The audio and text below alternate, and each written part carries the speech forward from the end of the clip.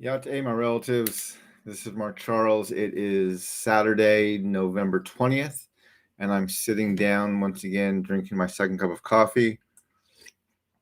And I want to talk a little bit about white supremacy, the Second Amendment, and the acquittal of Kyle Rittenhouse.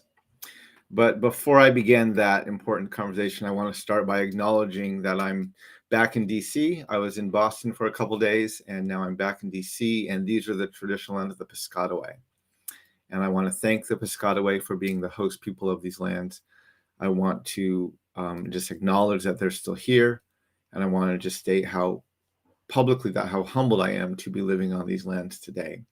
So, my Piscataway relatives, it's an honor to be here. So yesterday, if you were paying attention to the news, Kyle Rittenhouse, who was the young man who traveled from his home in Illinois to Kenosha, Wisconsin, after the shooting of Jacob Blake, and he armed himself with a semi-automatic rifle and shot and killed two people. And he was on trial for murder in those two shootings. And yesterday he was acquitted of all charges. And I posted on Facebook. Well, first of all, let me just share some of these articles with you. So I have a lot of resources I'm going to share in the comment section today. So the first is just the AP News article about the shooting, or about the trial yesterday. And if somehow you missed it, I encourage you to go and read these articles. I'm also sharing a second article put out by NBC because yesterday, as President Biden was traveling back to the White House, I believe, after his physical at the hospital, he was asked about this shooting. The verdict had just been released. And he replied that he stressed that he was angered and acknowledged the anger many Americans feel. But he basically said, I stand by what the jury has concluded, and our jury system works. And so I'm sharing an NBC article that basically had that statement in there. I just put that into the chat right now, if you want to read that. And it gives kind of the context and President Biden's response to that. So yesterday, after I heard this, and I was kind of thinking through and wrestling to what I should say about it, I put out a tweet, and I'm going to share this tweet in my in the comment as well. I responded with a tweet where I said, I'll repeat myself for those in the back. Of course, the Kyle Rittenhouse trial ended with an acquittal. The purpose of the Second Amendment is to arm white men, period. Under the U.S. Constitution, an armed white male is always in the superior legal position.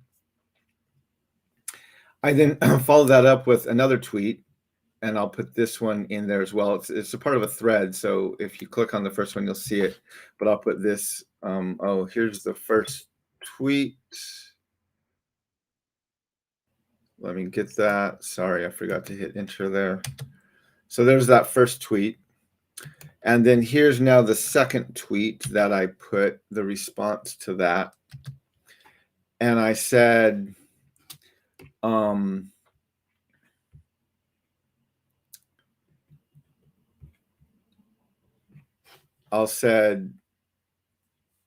this is why it's not enough just to misquote our founding documents. I'm looking directly at you, Joe Biden, but we need to actually change them. We must remove the racism, sexism, and white supremacy from our Constitution. Now, if you follow me for any length of time, you know that I've said these things before. This is nothing new. This is what I've been talking about for the past almost decade of my life. It's what I ran my campaign on, that we have systemically racist and sexist and white supremacist foundations, and we need to address them at the foundational level. You'll know I've called out Joe Biden for misquoting the Declaration of Independence. We'll talk about that a little bit later. But I've said we have to address this at a foundational level. And I was both surprised, but also I was happy that there seemed to be a lot of engagement with this tweet from people who don't normally follow me. I tagged it with both the Kyle Rittenhouse tag and the Kyle Rittenhouse trial. And I seem to have gotten a lot of people who have not heard me speak before, because there were a lot of people who were asking me to prove to them why our Constitution is white supremacist. Where does it say that that white people are better or white people are centered, and just expressing in somehow their response and on a whim, or maybe even intentional ignorance of what's been written, the foundations of our country. And so I've been reading those and kind of looking at those and pondering what to do, and that's why I decided to do this live stream. Because for those of you who follow, right, we talk a lot about I talk a lot about how our founding documents are racist and sexist and white supremacists, and they're written into it, right? We have a Declaration of Independence that refers to natives as merciless Indian savages. I'll just put this up right here. There it is, 30 line below the statement, all men are created equal. We have a constitution that never mentions women, specifically excludes natives and counts Africans as 3/5 of a person. We celebrate a president named Abraham Lincoln, who was a blatant white supremacist, and we even celebrate his white supremacist views at the largest memorial, the Lincoln Memorial on the National Mall. And in a couple weeks, we're going to actually be celebrating a day of Thanksgiving that he called for while he was actively completing the ethnic cleansing and the genocide of Native nations, specifically the Winnebago and Dakota, and the Navajo and the Mescalero Apache, the Cheyenne, the Arapaho, and the Shoshone. And so, yeah, we've talked about how this white supremacy and racism has been embedded into the foundations. I've talked a lot about how, this is what's at our Supreme Court case precedent level regarding the doctrine of discovery and the legal precedent for land titles. So we have all of these resources that are out there. But I realized I hadn't talked a lot, at least not recently, about the Second Amendment. And so I'm going to share my TEDx talk, which is "We the People, the Three Most Misunderstood Words in U.S. History." And I'm going to share a link to my book, where not only can you buy a signed copy of my book, but you can watch videos and listen to podcasts about the book and about how the foundings of our nation, the founding documents, are absolutely racist and sexist and white supremacist. But there seemed to be a lot of confusion about how could our Second Amendment be white supremacist and even racist. And so I want to talk a little bit about that this morning. One of the things I want to talk about is just how simple the Second Amendment is, right? It's basically two phrases: a well-regulated militia being necessary to the security of a free state, the right of the people to keep and bear arms shall not be infringed. Now, most people may not know the exact wording of this amendment, but let me help you see it in a little more way that you're used to reading it. Let's just put the Democrat and Republican colors on there. So we have the left, which advocates for a well-regulated militia being necessary to the security of a free state. And then we have the right, which counters and says the right of the people to keep and bear arms shall not be infringed. And the left and the right tend to scream back and forth at each other about this amendment, and they can't seem to come to terms with what they need to do. And one of the reasons they can't come to terms with it is because they're not willing to acknowledge how the sides that both of them argue are rooted in white supremacy.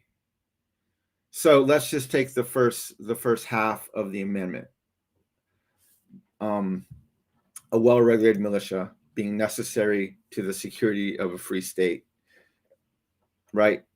This amendment was a part of the Bill of Rights. It was added on essentially right after the Constitution was passed, and it was written probably in the late 1780s, 1790s. and it was ratified, I think, in 1791. And the reason that this amendment talks about a militia, a well-regulated militia. So a militia is a civilian army. It's a volunteer civilian army, kind of ready and waiting to be utilized by the government to protect itself. And in the 1780s and 90s, there were two ways primarily that the militia was being used. One of them is the militia was being used by the frontiers, by the colonists, the people who were moving further and further west. And they were using the militia, they were using this volunteer army to protect themselves on the frontiers. Well, who was on the frontiers? What were they afraid of on the frontiers? Well, they identify that in the Declaration of Independence, that the merciless Indian savages, whose only known form of warfare is the complete destruction of all ages, sexes, and conditions. This is who the colonists, the settlers, the people moving west were most afraid of. And this is one of the primary reasons why they needed a militia. And the militia was used by the US government, not only in the 1700s, but even into the into the 19th century, right? When Abraham Lincoln was ethnically cleansing the state of Minnesota, after he nullified the treaties of the Dakota and Winnebago and other tribes in the state of Minnesota, and they were actively removing those nations from that state, they instituted a militia to help them round up these natives, and they actually financially incentivized them to capture native peoples. A militia was actively being used, not just in the 18th century, but even in the 19th century, to protect colonial interests and to ethnically cleanse and even commit genocide against native peoples. That was one of the primary purposes of a militia. Then we have the second half. Well, before I go there, let's go even a little bit further into that, and let's talk about how the militia was used in the 20th century. So there's been a lot more talk recently about our nation has begun to acknowledge the Tulsa Race Massacre, which took place in Tulsa, Oklahoma, and it was resulted in essentially the destruction of Black Wall Street.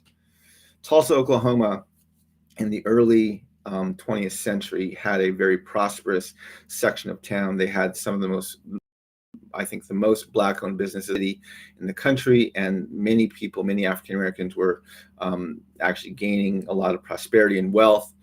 And there was what was known as Black Wall Street. And in the early 20th century, there was a young man who was accused of assaulting a young Black man who was accused of assaulting a white woman, even though she later declined to press charges.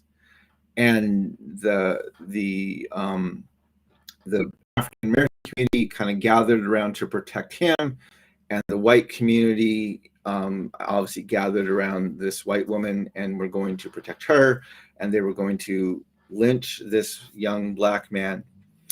And so the Black city leaders, or the Black, not city leaders, but the Black community kind of came around him, and that confrontation turned violent. And they began to deputize white people, and they barricaded off Black Wall Street. And over about a 48-hour period, they were in there and they were shooting people, they were burning buildings, they were destroying property. There were even personal airplanes flying over that part of the city and dropping homemade bombs. Completely destroyed that section of the city. And then the press, the city, the government buried it, didn't even talk about it, didn't even rarely come out in the news. And it was absolute mess. And no one was ever arrested. No one was ever prosecuted. No sort of reparations were ever made. It was just completely buried. No form of gun control was enacted, right? Because again, this was the purpose of the militia. You deputize white people, you give them guns, and then you use those people to protect white interests, white settlers, white businesses, the white population against people of color. That's the purpose of the militia. And so obviously after what happened, this massacre in Tulsa at Black Wall Street, that resulted in nothing in regards to gun control or anything of that sort. I'll share a link here regard to a very good presentation on New York Times about the massacre at Black Wall Street and what was really destroyed there. And then there's another article here, a bit more of an academic article on what's called JSTOR, and it's called The Devastation of Black Wall Street. And I'll put that into the comment section as well. And you can read about those as well as some of the aftermath about that. So that's in the early 20th century. In the mid 20th century, we had another gun control interaction. And this was with the Black Panthers. So in the 1960s, the Black Panthers got the crazy idea that the Second Amendment might apply to them. And so a group of black men armed themselves, and they would go around the Bay Area policing the police. They would kind of watch over as black people were stopped or harassed, and they would stand on the sidelines with their guns, reminding them of their rights and basically policing the police. And as a gun control bill was going through the California state legislature, they actually, in a protest, went to the California state capitol, and they marched into the capitol fully armed. The interactions inside the capitol became contentious, but they did not become violent. And no one was arrested there. At first, they were disarmed, but then they were given their weapons back, and they came outside. And then, as they were leaving, they stopped. One account said they stopped at a gas station, and they were getting gas in their car. And then they were surrounded by white police in riot gear, and they were arrested.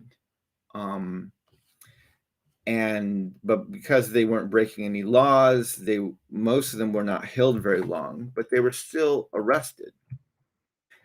And this protest, not even the sight of people of color, black people in the state capitol, didn't actually delay the passage of this bill, but it actually hastened it. And the bill passed very quickly with the support of the NRA. And I just put an article there. This is a blog about that march. This is where I read about the fact that the Black Panthers were arrested at a gas station, and I want to verify that. So I actually looked into the New York Times archives, and I found a story in the archives of the New York Times that absolutely showed that the Black Panthers were arrested there. And so let me share this other link with you too. I'm afraid I might have just missed a partial link for that. So let me check it really quick here. Let me make sure I have this. If I don't, the wrong pair of glasses. Here we go.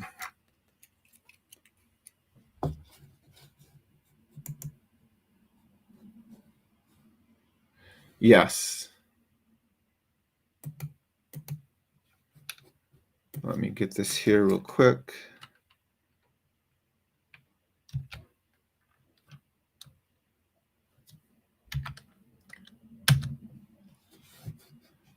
Okay, here's the link. I copied it in wrong into my thing. Let me get this here. And let me put this into the comment section as well. This is the original New York Times article in their archives about this protest. And you can actually read it there, and it does state that the men were arrested, the Black Panthers were arrested after that.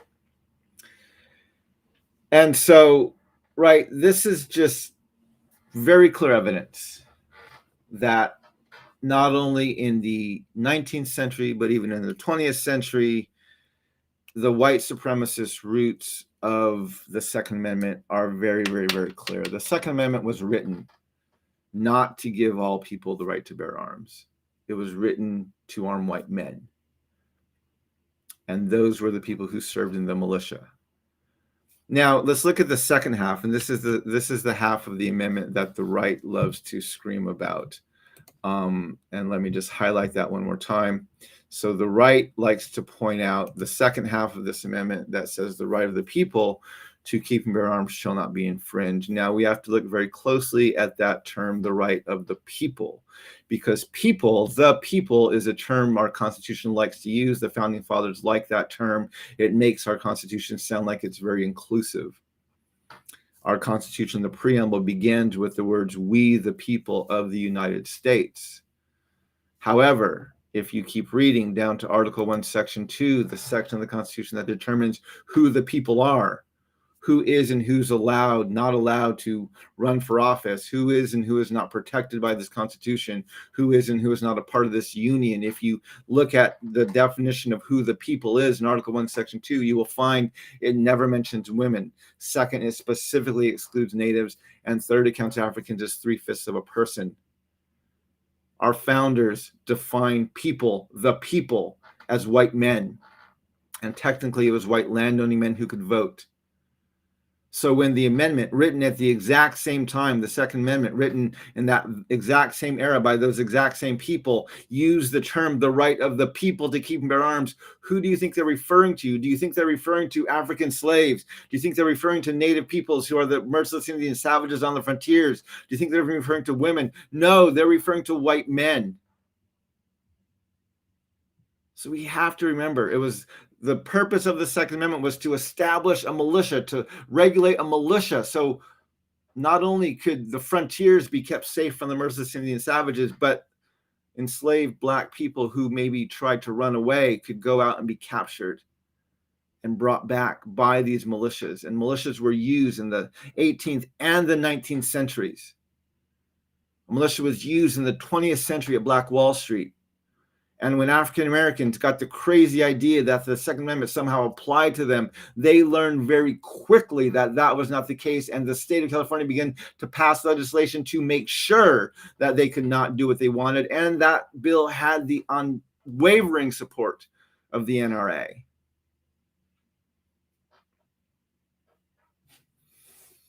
Trump demonstrated this as well during his first campaign.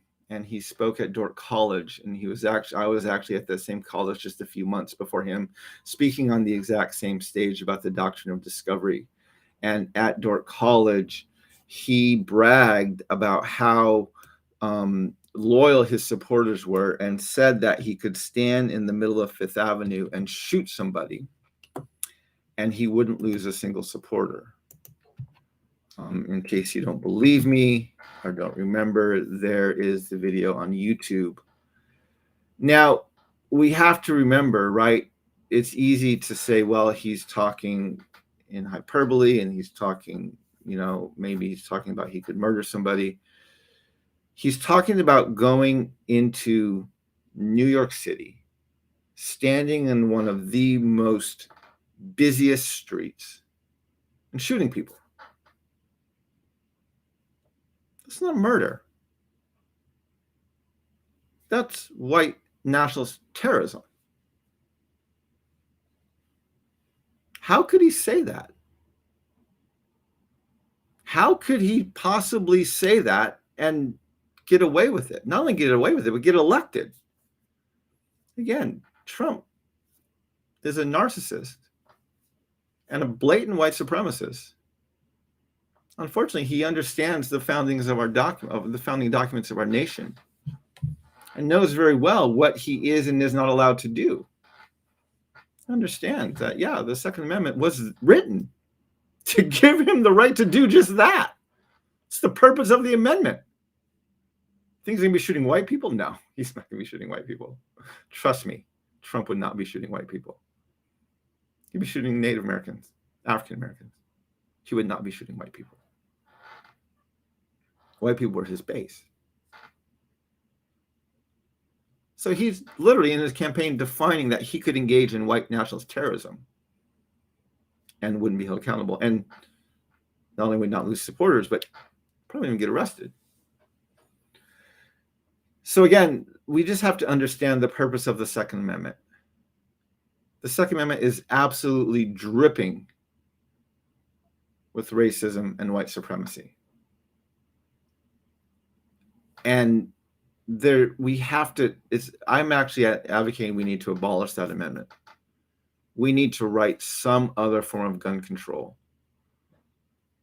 some other way of articulating this that's not rooted in racism and white supremacy.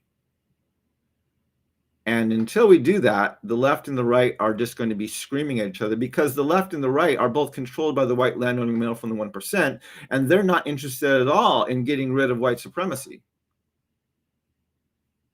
They just want to make sure that their group is the one in power.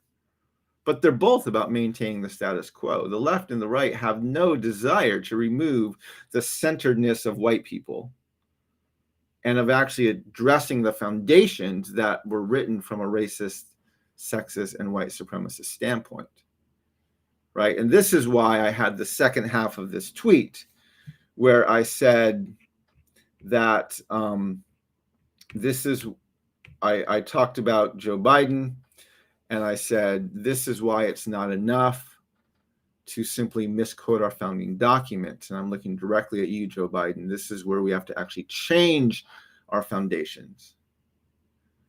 And I say that because Joe Biden, who is absolutely a white landowning male from the 1%, he has no interest in addressing the foundations. He truly doesn't. And he thinks that he can fix them, solve these problems simply by misquoting them. He absolutely loves to misquote the Declaration of Independence. I'm putting in a speech that he gave. And when I looked this up, right, I found so many examples. I had to pick out like 40 or 50 of them. But he gives so many speeches where he loves to misquote the Declaration of Independence.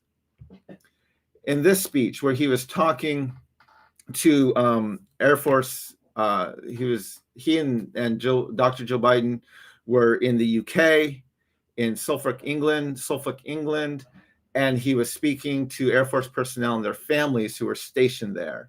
And he said there, and this is his quote, if our British friends will excuse me quoting the Declaration of Independence, America is unique in all the world in that we are not formed based on geography or ethnicity or religion, but on an idea. An idea, the only nation in the world founded on the notion of an idea. We hold these truths to be self-evident that all men and women are created equal, endowed by their creator with certain unalienable rights, including life, liberty, and the pursuit of happiness. We mean it. No nation can defeat us as long as we stick to our values. He loves to misquote the Declaration of Independence. Where's he misquoting it? It doesn't say women. The Declaration of Independence says we hold these truths to be self-evident that all men are created equal. And then 30 lines later, it calls natives savages. And these men were actively enslaving Black people. Yes, this nation was founded on an idea. It's not an idea of equality. It's an idea of blatant white supremacy that's been institutionalized into our foundations. And we're not going to change that by simply misquoting the document. The value of the founding fathers was never to include everybody. Even Abraham Lincoln, who wasn't a founding father, but he's one of what people consider one of our greatest presidents, even he said, I have no intention of making voters or jurors of Negroes or allowing them to hold office or to intermarry. There's a physical difference, he said, between the white and Black races, which I believe will forever forbid the two living in terms of social and political equality. And as long as they must be reigned together, there has to be the position of superior and inferior. And I, as much as any other man, said Abraham Lincoln, believe in the superiority of the white race. Yes, this nation was founded on an idea. It was not equality. Don't kid yourself for a minute thinking that it was. And Joe Biden, you're not going to fix that just by misquoting these documents.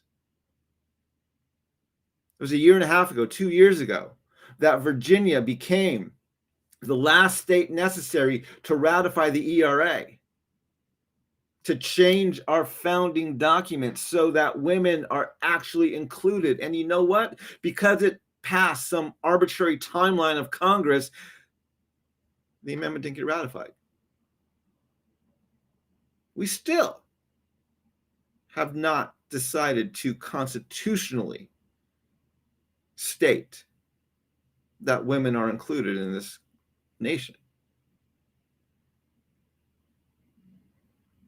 So this is why your practice, Mr. President, of misquoting this document and pretending like the founding fathers had this ideal they just never lived up to, that is patently false.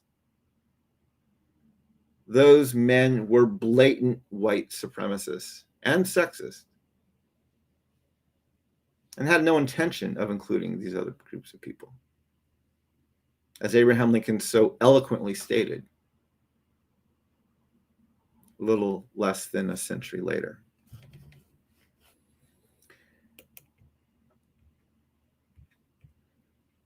So this is where, going back to my first tweet, we should not be surprised that Kyle Rittenhouse was acquitted of all charges, right? What did he do?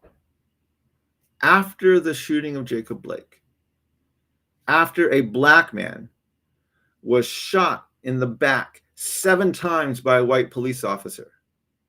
A white police officer, by the way, that the Biden administration, the Biden Justice Department decided a month ago they were not going to prosecute. Why? Because after the lynching of George Floyd, he and Donald Trump had these brilliant ideas of how to address this kind of violence. And Donald Trump said, let's ban chokeholds. And Joe Biden said, let's train our officers to shoot people in the legs instead of in the chest. And Jacob Blake was neither choked nor shot in the chest.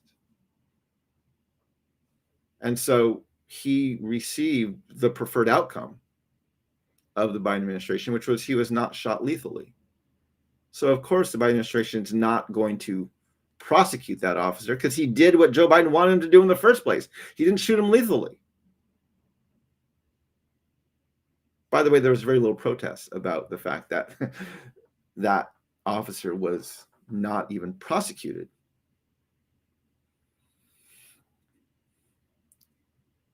And so after that event happened, Kyle Rittenhouse decided he was going to leave his home in Illinois and go down to Wisconsin to protect businesses. No one needs to say it, but white businesses, right? This was a people of color protest. It was a black man who had been shot. And he armed himself with a semi-automatic rifle. Went down there. Killed 2 people. This is the purpose of the Second Amendment. A well-regulated militia. Now, maybe the left, and it sounds like Joe Biden's thinking, well, maybe that wasn't well-regulated. Maybe he didn't make the wisest decisions. Maybe he should have been better regulated. But his right to go down and kill somebody, that's not in question. So we have the left saying we need to respect the jury, which is what President Biden said. Our jury system works. And yes, it works for the intended purpose of protecting the interests of white landowning men. And we have the right who are hailing Kyle Rittenhouse as a hero. Because again, he's doing what they feel necessary, which is he's protecting white businesses, white interests, this white supremacist nation from people of color. So there was, of course, he's not going to be found guilty. This is why we have a Second Amendment, to make sure That if a white landowning male decides he's going to form his own militia, right? And this is the example we say we have President Trump campaigning in 2016, saying he could stand in the middle of one of the busiest cities in our nation and start shooting people, and he would not lose supporters. And he's not called out or arrested for threats of terrorism. This is how white people are allowed to speak in this nation. This is how our leaders are expected to speak. This is what white leadership looks like in this country.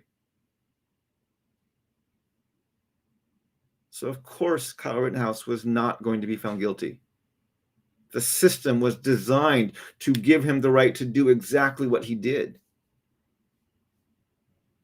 He was living into the vision of the founding fathers, which is if people of color began to make too much of an uproar, began to demand too many rights, began to think somehow we are equal, that white people have the right to arm themselves to protect them and their property from the rest of us, the merciless Indian savages and the people brought over here and enslaved.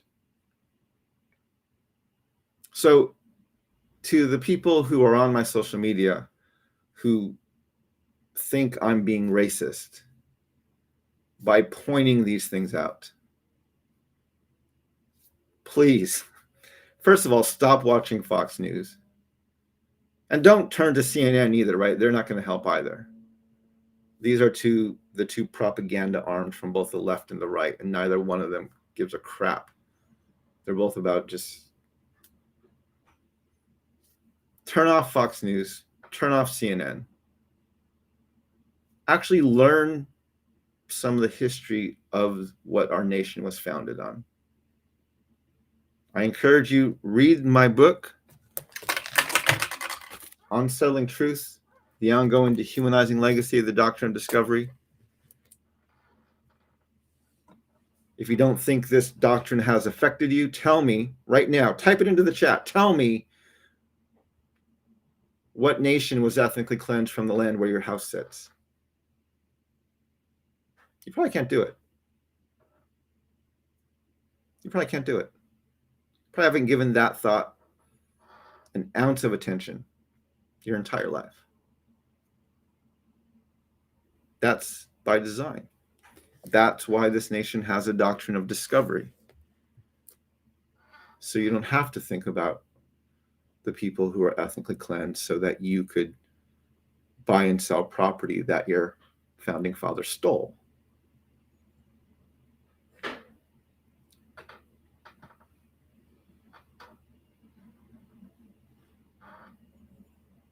So this is why I'm adamant that we need to address these things at a foundational level.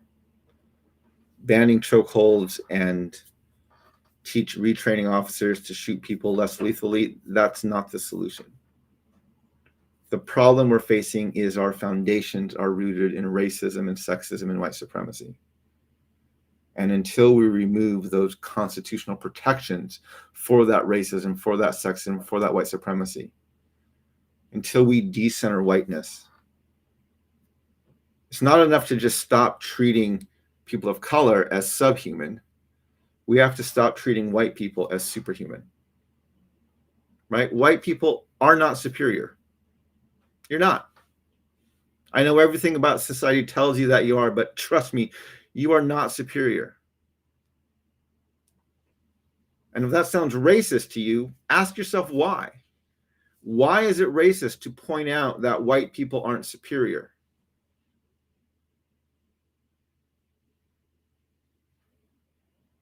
We have to decenter whiteness. I'm not saying we have to oppress white people. I'm not saying we have to marginalize them. We have to decenter them.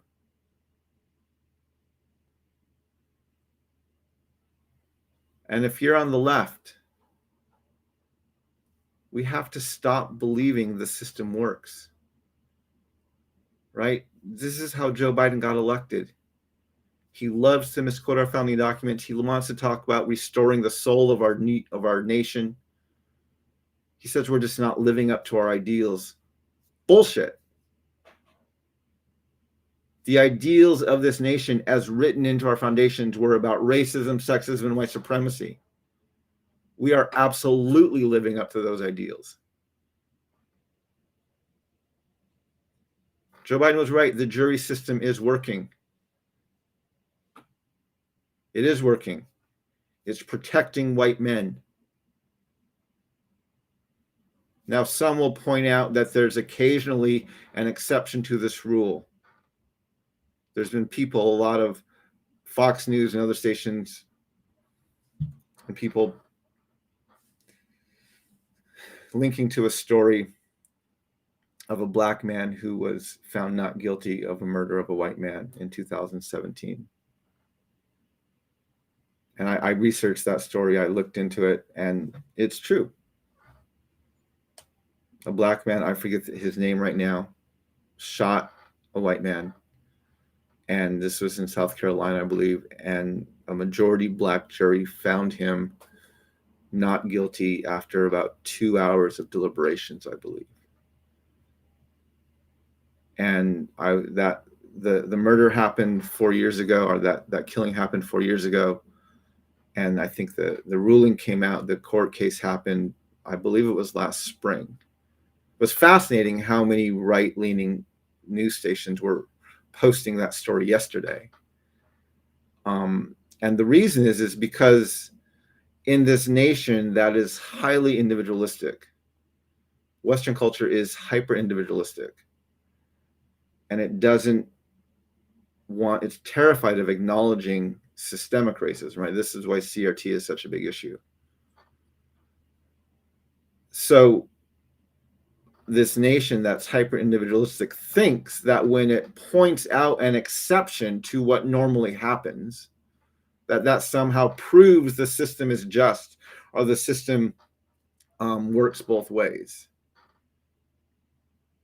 Pointing out an occasional exception does not change the general rule. Yes, this will happen occasionally. The general rule is going to happen the majority of the time.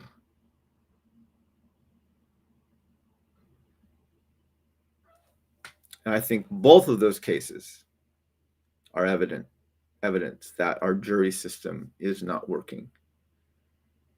And it most frequently doesn't work when people of color are on trial.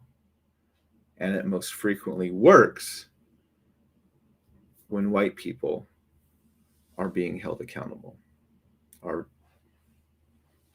So it most frequently works to protect white men. It most infrequently works when the rights of people of color are called into question. So anyway,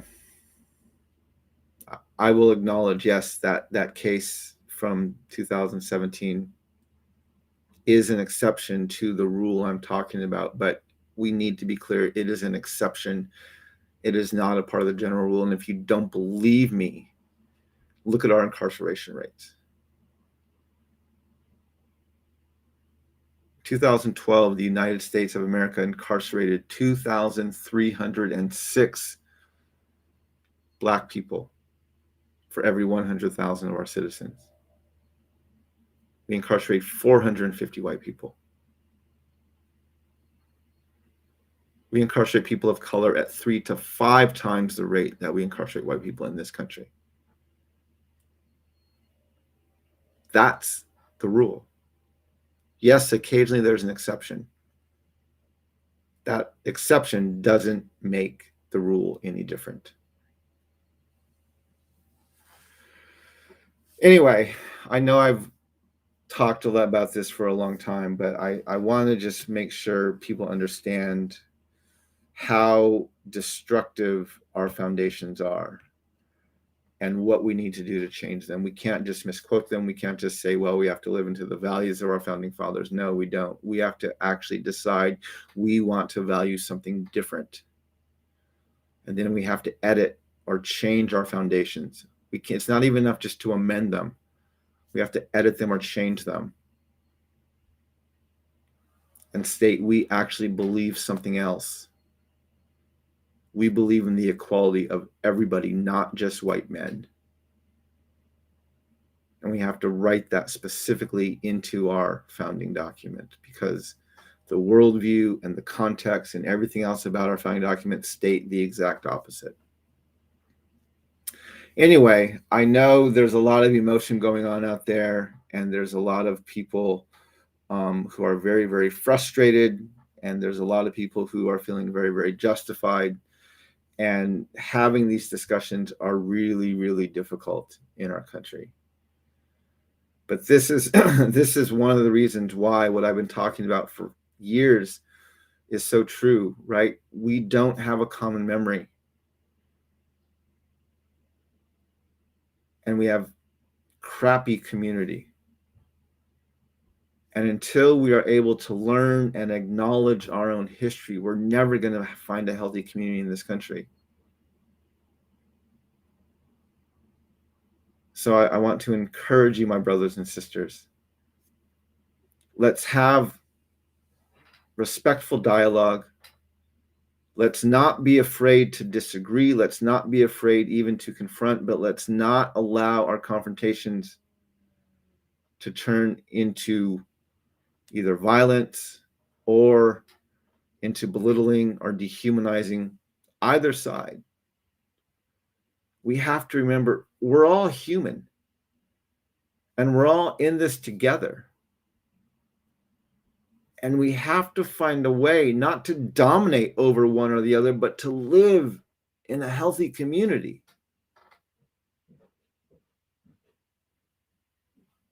Every morning, and even this morning when I watch the sunrise, I thank Creator for the beauty. And I pray for and give the blessing of walk in beauty. And may we learn how to walk in beauty together. Ahiahat, my relatives. I hope this is helpful. I look forward to your engagement on my social media, and I'll definitely be talking more about this probably in the next week. Hakonet.